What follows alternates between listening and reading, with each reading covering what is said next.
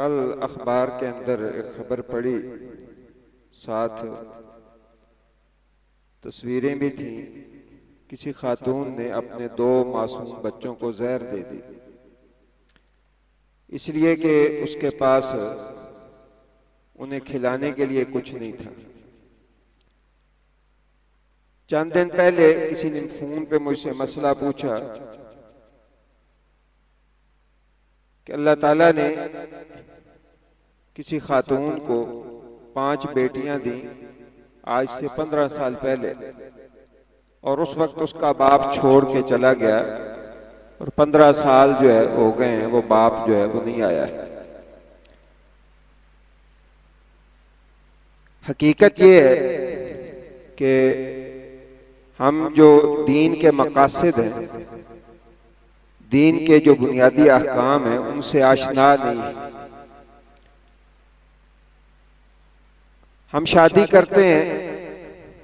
औलाद हो जाती है। शादी का मकसद भी सतही होता है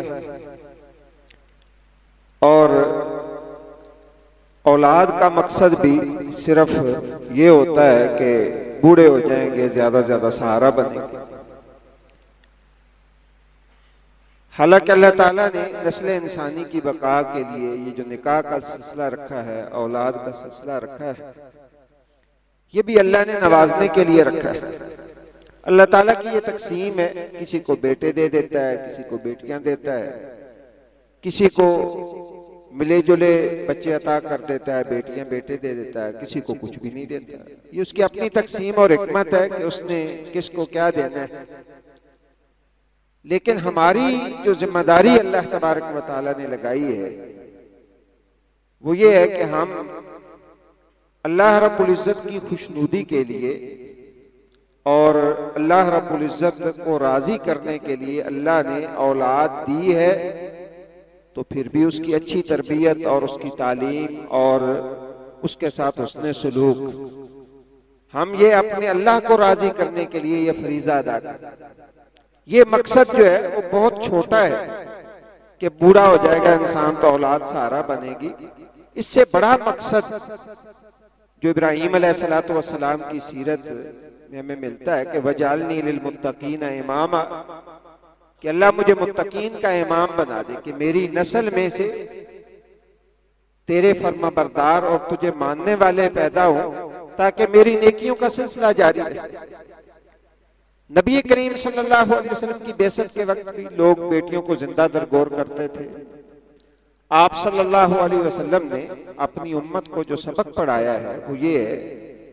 कि औलाद महज एक जिस्मानी ताल्लुक का नतीजा जो है वो नहीं है, बल्कि इसके मकासद में से बुनियादी मकसद ये होना चाहिए कि इस रुए जमीन पे अल्लाह का नाम लेने वाले जो है उनकी तादाद ज्यादा। फरमाया इन्नी मुकासिर बिकुमुल उमम, कि तुम ऐसी औरतों से निकाह करो जिनके यहाँ अल्लाह जो है वो बच्चे दे तुम्हें, ताकि मैं कल क़यामत वाले दिन तुम्हारी कसरत से फख्र कर सकूं। फिर नबी करीम सल्लल्लाहु अलैहि वसल्लम ने फरमाया कि किसी बंदे के गुनाहगार होने के लिए इतनी बात ही काफी है कि अल्लाह ने जिनकी रोजी रोटी का ऐसे जिम्मेदार बनाया है उनको इंसान जाया कर। जाया करने की कई सूरतें हो सकती हैं कि इंसान जो है अल्लाह ताला ने जिनकी निगरानी इंसान को दी है, इंसान उनका दीन तबाह कर दे, उनका अखलाक तबाह कर दे, या उनकी जो जरूरतें हैं उनका इंसान ख्याल न रखे।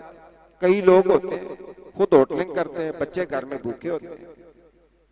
बच्चों के लिए जो है उनके पास कुछ नहीं होता, लेकिन अपनी जात पे खर्च करने के लिए रोज कॉटन का सूट भी पहनते हैं, जूता भी जो है वो ठीक, हर चीज जो है वो ठीक रखते हैं, लेकिन घर की उन्हें फिक्र नहीं होती। तो नबी करीम सल्लल्लाहु अलैहि वसल्लम ने इसको बहुत बड़ा गुनाह करार दिया। दूसरी बात जो रसूलुल्लाह सल्लल्लाहु अलैहि वसल्लम ने हमें समझाई है वो ये है कि आप जो मेहनत करते हैं अपनी औलाद के लिए, अपने बीवी बच्चों के लिए, अपने माँ बाप के लिए, आप उसे महज मजदूरी ना समझें, बल्कि अगर आपकी नीयत ये है कि अल्लाह ने ये जिम्मेदारी मेरे ऊपर डाली है, मैंने इसको आसान तरीके से पूरा करना है, अल्लाह तबारक व तआला ने मुझे औलाद दी है, मैंने इनकी जरूरतें पूरी करनी है, उसके लिए आप मेहनत और कोशिश करते हैं, तो दीने इस्लाम आपके उस खर्च किए हुए को भी आपके नामा अमाल में नेकी और सदके के तौर पर लिखा। एक शख्स जा रहा था जवान, साहबा ने अर्ज किया अल्लाह के रसूल काश ये अल्लाह की राह में जिहाद के अंदर शामिल होता, मुसलमानों को कुव्वत मिलती। आपने फरमाया अगर ये इसलिए जा रहा है कि मेहनत मजदूरी करे ताकि किसी के आगे हाथ ना फैलाना पड़े, फिर भी ये फी सबीलिल्लाह है। अगर ये बूढ़े माँ बाप के लिए कमाने की खातिर घर से निकला है फवह फी सबीलिल्लाह, फिर भी ये अल्लाह के रास्ते के अंदर है। बच्चों को कमाने के लिए, बच्चों के लिए कमाने की खातिर निकला है, फिर भी ये फी सबीलिल्लाह है, ये अल्लाह की राह में जा रहा है। और आप सल्लल्लाहु अलैहि वसल्लम ने जो लुकमा आप अपनी औलाद के, अपनी बीवी के मुंह में डालते हैं, उनके लिए कमाते हैं, अगर आपकी नीयत अल्लाह को राजी करना हो तो यकीन जानिए ये मेहनत मजदूरी इबादत बन जाती है। और खुसूसन औलाद अगर बेटियां हो तो रसूलुल्लाह सल्लल्लाहु अलैहि वसल्लम ने फरमाया कि मन आला सलासा बनातिन, कि जिसने 3 बेटियों की परवरिश की,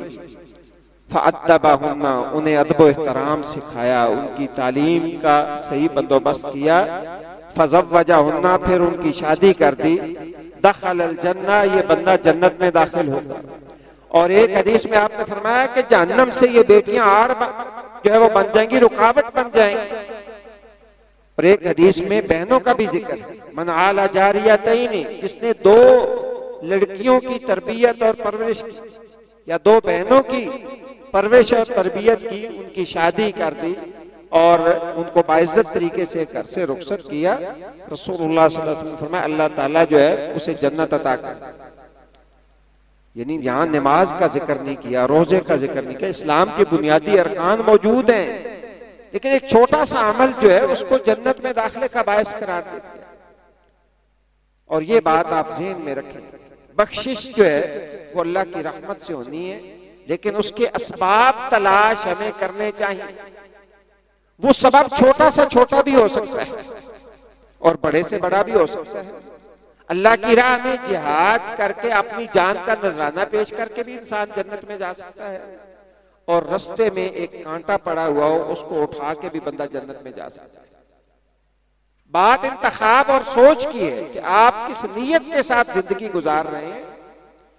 आपकी नीयत और जिंदगी गुजारने का अगर उसलूब ये है कि हर वक्त अल्लाह की जात आपके सामने है, पेशे नजर है, उसकी रजा पेशे नजर है, यकीन जानिए चलते चलते आप पांव से ठोकर लगा के कोई पत्थर साइड पे कर दें या किसी की तरफ मुस्करा के देख दें, हो सकता है वही आपकी बख्शिश का जरिया बने। इसलिए हमें कोशिश करनी चाहिए कि अल्लाह की रजा की खातिर अपने काम करें, हत्ता के अपने बच्चों की परवरिश और तरबियत में जो मुश्किलात आती हैं वो भी ये समझ के कि अल्लाह ने मेरे ऊपर ये आजमाइश डाली है, मैंने इस आजमाइश के अंदर पूरा उतरना है, अल्लाह ने मुझे इसका अजर देना है। औलाद जो है वो तो बड़ी होके